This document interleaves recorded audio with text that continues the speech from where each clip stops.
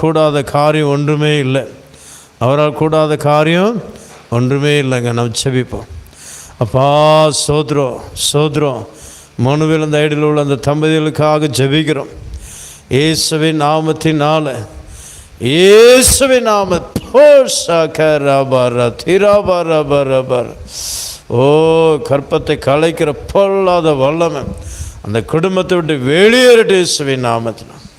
பா சோத்ரம் சோத்ரம் சோத்ரம் கற்பத்தை கலைத்து விடுகிற பொல்லாத துஷ்ட வல்லமைகள் இந்த name of Jesus get out, get out. ஷபா பாபா திரபரபரபர ஷபா ரக ரப ரத்திரபரபரபர. அற்புதம் செய்யுங்கப்பா, உமக்கு நன்றி அப்பா.